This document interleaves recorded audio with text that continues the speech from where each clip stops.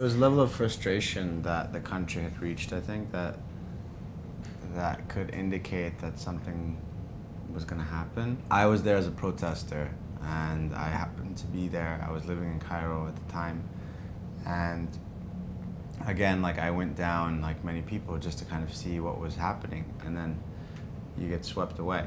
And I think we all got swept away, and that's how, like, I met Jehane, and Jehane met another one of the shooters, and then we met our DP, and then we kept all meeting each other in this evolving landscape of the square. It was this incredible energy. It was like people talking about politics, people from all different backgrounds, you know, and we grew up in a country where it was very difficult people didn't talk openly about politics and what was happening in the country. People didn't value their opinion because it didn't matter what you thought or how you felt or what you wanted, because you didn't have a voice or a stake in the future.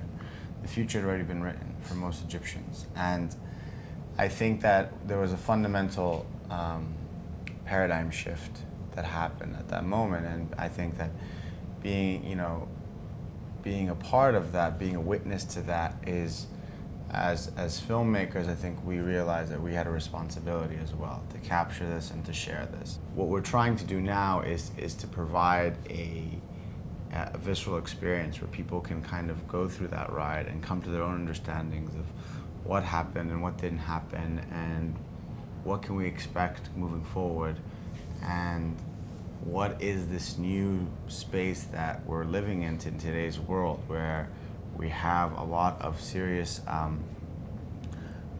ruptures happening around people and power structures, whether it's in Egypt or in Greece or in Russia or in Occupy or in Rio, or in many of the different places where this fight is starting to happen. The first time that we sort of allowed the film to end was when Morsi was elected. So we said to ourselves, okay, this makes sense. This is about the removal of a dictator to the election of a new president. But this was the storyline was a political process. And then the minute that, well, a couple months after he was elected, he grabbed dictatorial powers, and everybody was back in the streets saying, we are going to continue to fight. We didn't stand, we didn't come down to the streets. We didn't lose lives in order to bring another fascist regime in place. So it became a much more interesting story, because it became about the fight against fascism, whether that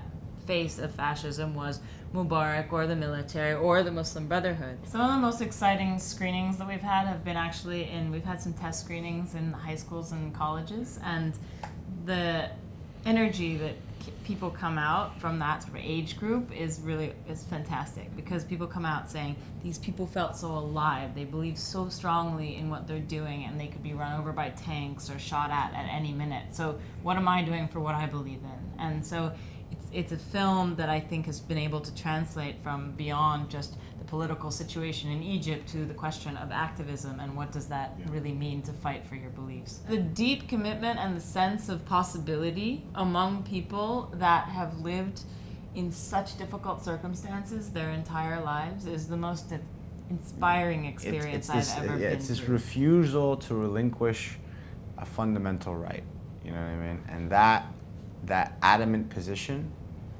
that our characters hold, and that so many of the people in the square held, I think is what we're really trying to share.